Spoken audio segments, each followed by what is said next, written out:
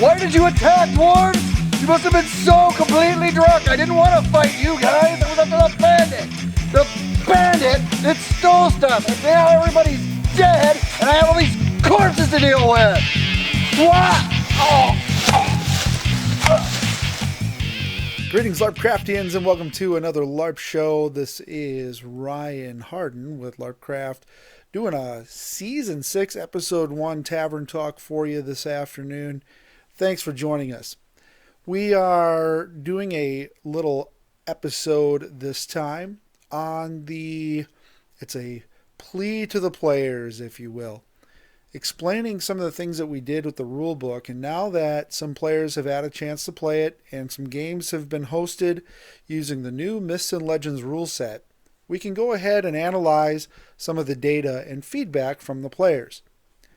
We have the Smart Waiver, which if some of you haven't signed it yet, it does have some questions on it, which are providing feedback for us as game hosts and as administrators of the system to make sure that the things we were doing were on par with what the players were wanting. And for the most part, we had very positive feedback. Now, for those of you who haven't seen the Myths and Legends rulebook since it's been out, we had to make a few additional changes this year, which made it feel very, very new, even though the skills that were in there are still the ones that were from the previous years, plus a few additional in the races and such to fill things out. But it's played much differently. We also added the element of being able to do land claims as players. So that adds a big element of player on player, really it's character on character, which allows groups to really form up in-game and take control of the role play. We wanted to introduce these things before it was too late, and this is kind of what this Tavern Talk is about. The definite thing that was happening was LarpCraft was getting a lot of players. We have a lot of people wanting to host games now, and initially the goal that we had was to actually have as many hosts as possible and as many communities as possible working together to create a very solid gaming platform. We would provide the tools under LarpCraft, and then, the community would pretty much take over in that regard.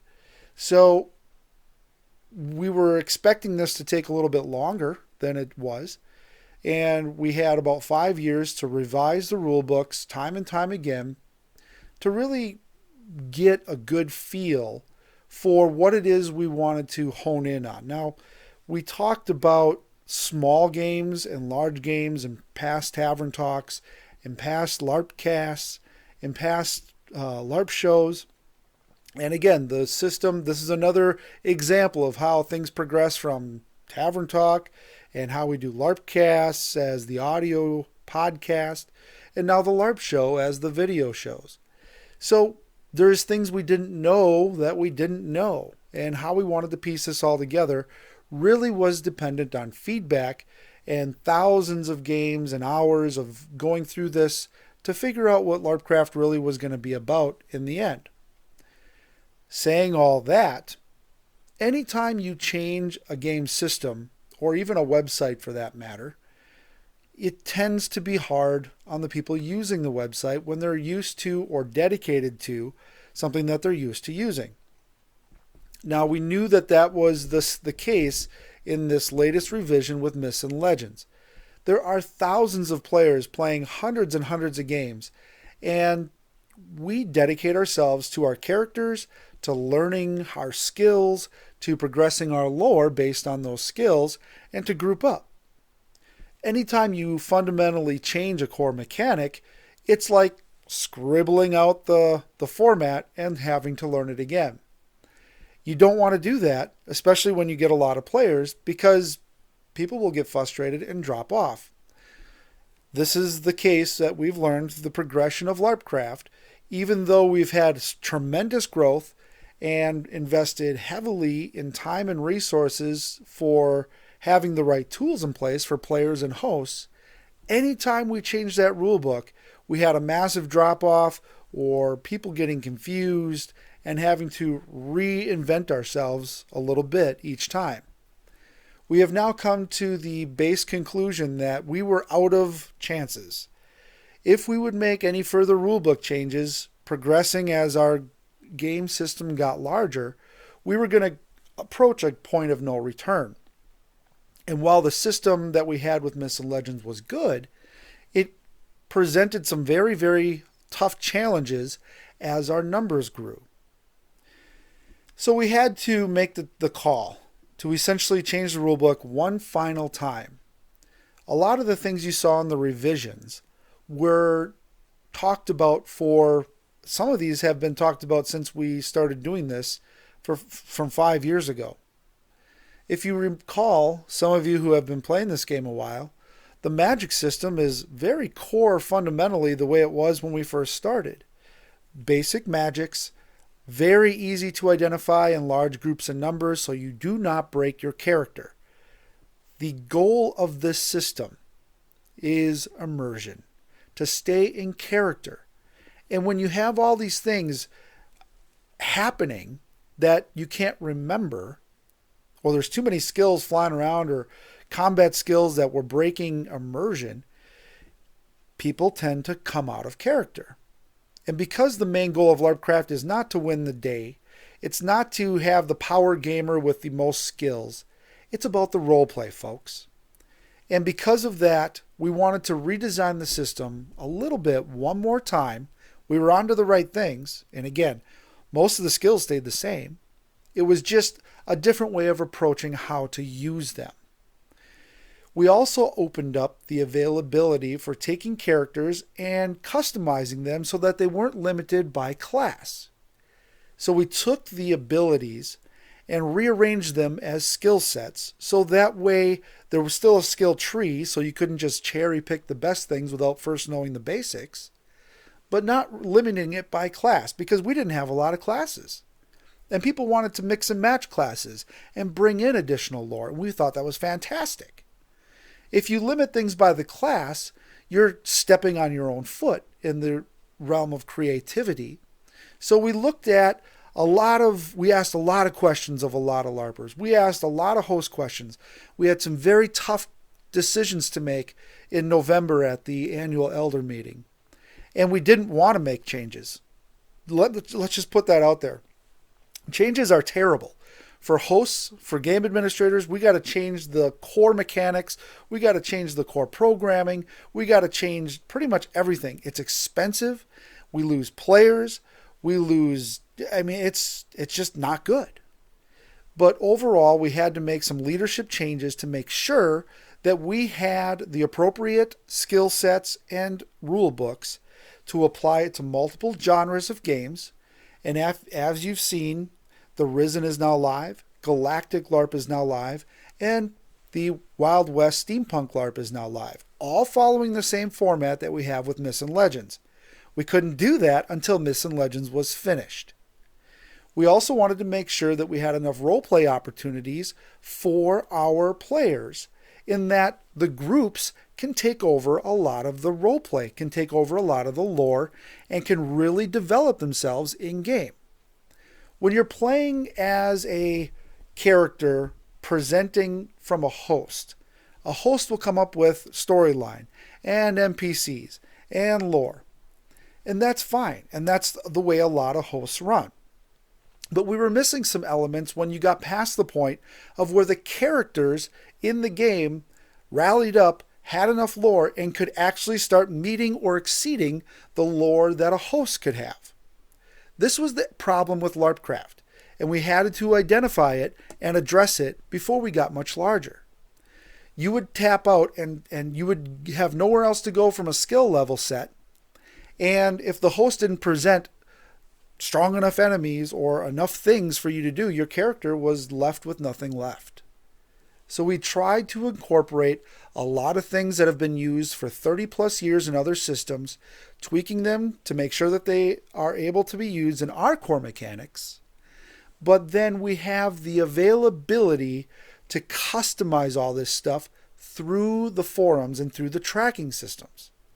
So your character can still take all of your play that you did in-game and share those experiences through the forums and tracking systems. This keeps things going between games and allows players to address character things while, before a game and after a game. This is all very, very important. And I cannot thank the hosts enough and the elders who have worked tirelessly to try to playtest this stuff and try to make this stuff happen. Because again, October, November rolled around, our numbers were going like this. We had to finish this. We couldn't wait another 5 years to playtest these little things when we've been talking about them for 5 years. We tried a few things. We tried a few different things. We played a few hundred games. We had modified it again. And the player feedback was coming back to where we had to do this was it. We had no more chances. The system was getting too big. And revisions from here on out are looking to be just small things. The players who filled out the smart waiver were giving very good feedback as to how they felt. And we keep all of the names anonymous and who said what. Most of the comments came back very, very positive. We love it. We love the more creativity. Our lore is lacking. We have a lot of things that we need to develop on a lore standpoint, and we couldn't get past all of that stuff that we needed to do on the game system side to concentrate on the lore. Game mechanics have to come first. Once that's established, then we can work on the lore, because now we have the fundamental basis to develop the system. However, some players were very, very frustrated. And we watch and listen and share all of those comments. Again, it's anonymous, nobody knows who says what. But any comment that comes in through the smart waivers, we share from the host and elder standpoint. One of the things we really have to address is the way we have systematically approached new things to put in the rulebook. We would formulate some things based on meetings and player feedback, and then we would present it to the elder team. We would talk about it, play test it, move it up, play test it again, vote on it, and then it would go in and the hosts would vote on it. The players really needed to see more of what we were doing. And that's kind of where the feedback came back. Both the elders and the players didn't feel like their voices were heard enough, because even though they were enjoying the game just fine, some of the other problems and core things that were happening were all happening behind the scenes and being addressed.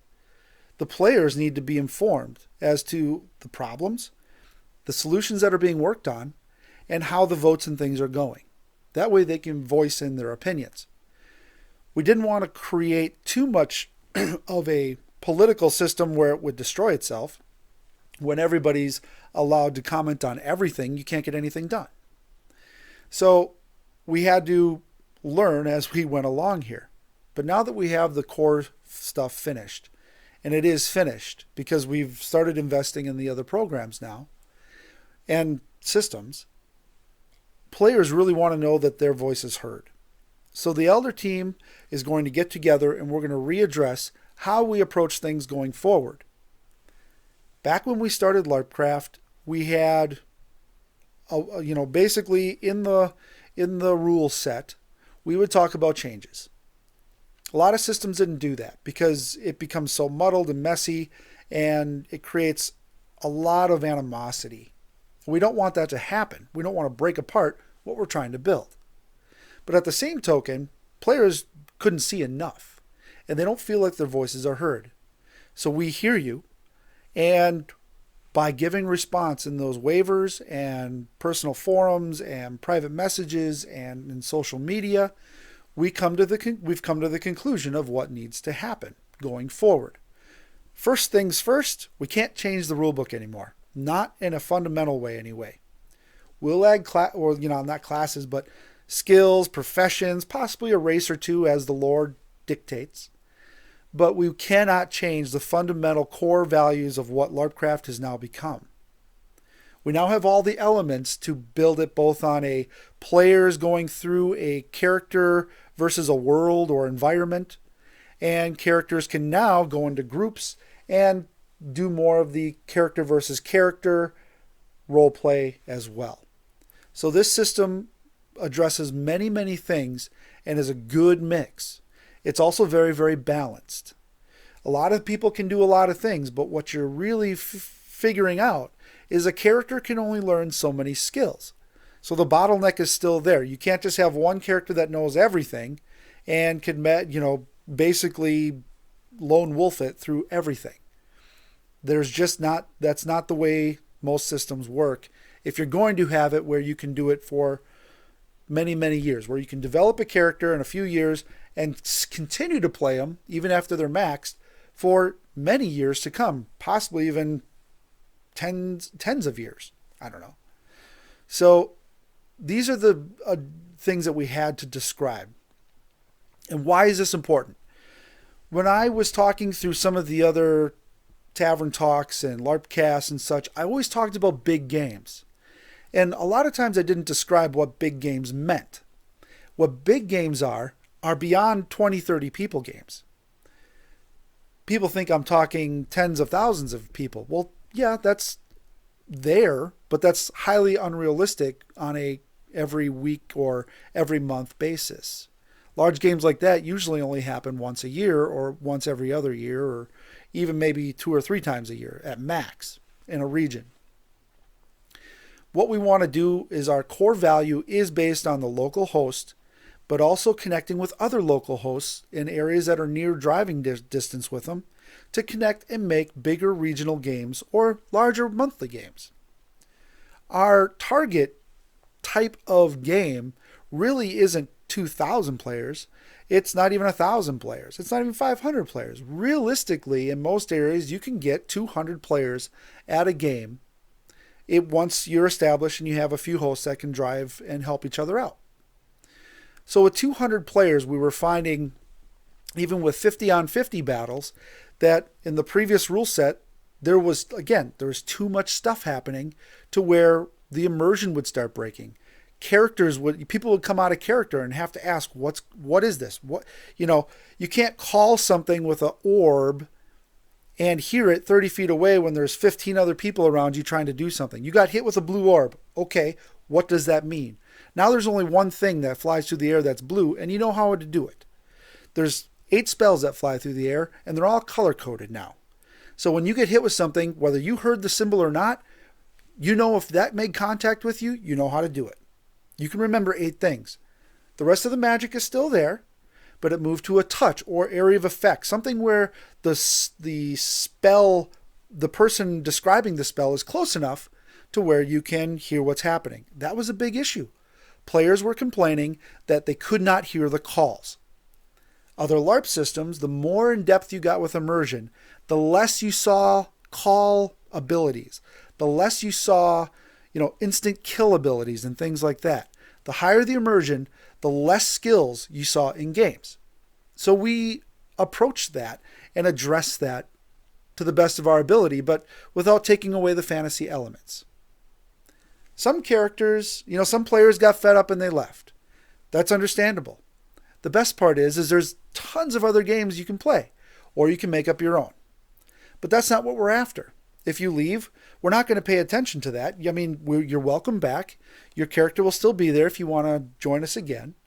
But if you're going to make drama about leaving, just go have a good time. Enjoy LARP. That's what it's all about. We're a young system. We're growing very rapidly. We're invested very heavily, both as us as the corporate side, but also the player side. Players are very passionate about their characters, and they want to see this thing succeed. We had to make some core adjustments so that we could see them succeed. And so that was a phone call. I forgot to silence myself. But regardless, these are some of the things that we addressed. With the upcoming LarpCraft community being redone, again, these are things that took over a year to do. We had 500 players giving input on it. And that's how many people we had in the beta. It took a lot of people. It took a lot of hosts, and it took a lot of meetings to make all this stuff happen. We have arsenals of developers. We have arsenals of people doing graphic design and helping out with everything from video to scripting to, just everything that we can do. This is all because they want to play. It's not that LarpCraft is going to be the big banner that flies. It's the local host. It's the players. We want to see the groups. We want to see the factions and the armies and the kingdoms and the tribes and all of this stuff. That's what we want to see. You can mention LarpCraft if you want. We're all playing in the LarpCraft system. But what's really important is that we're having fun with it. And if you can't go ahead and get the information across to people in that fashion, we don't know what we're going to do. So with that in mind, we're going to go ahead and do some more talks. We're going to do more podcasts, and we're going to do more question and answer. All the sections of the rulebook have question and answer parts to them. We're providing video examples of each part of the rulebook. We're providing an audio podcast for each chapter. We're doing chapters across all of the game systems that we have in the same particular order. So if you're getting tired of the Myths and Legends fantasy stuff, let's try a zombie game. Let's go over to the Risen. You can walk into a Risen game and pretty much know the mechanics. You're not going to know the lore or the skills, but you're going to be able to wing it once you know the core fundamentals of what LarpCraft represents. Western steampunk, galactic. Again, we tie these things all together to try to make a seamless gaming experience across multiple genres. This is very hard to do, folks. This is very hard to do. And we're confident that we're able to do it because we've gotten so many players and all the feedback. Without the feedback, we'd be toast. We've made a lot of progress. We've had to deal with a lot of heartache through that progress. And we lost some people. We gained a lot more people. And you're just seeing the surface what LarpCraft is going to be. There's a lot of things that we're going to do. And there's a lot of new hosts that are ready to come on board. With the LarpCraft University, we have a lot of training tools that we're going to have to do everything from certifying foamsmiths to certifying hosts and elders and things for consistent training for better games and to help players play their characters better. Whether you're in LarpCraft or not, these are things you're going to be able to take beyond our system because we're providing it to help the industry. Of course, our games benefit when we do that. But there's a lot of things that we're doing. And I've been blabbing and blabbing and blabbing about it. And, instead of sitting here in the studio, I'd rather be out playing. And I want to show that. And there's video stuff that we want to do. There's tons of stuff that we have that we want to present to players.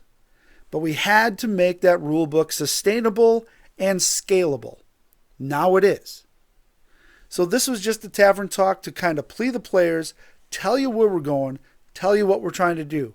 If you have feedback on it, please feel free to leave it. Just try to do it in a positive way. If you're frustrated, that's okay. Try not to mention, don't be swearing and stuff at us. We're doing the best that we can. But we want to provide a quality system that can be sustainable as indefinitely as we can make it. Thanks for watching. My name's Ryan Harden with LarpCraft, and we will see you in the games.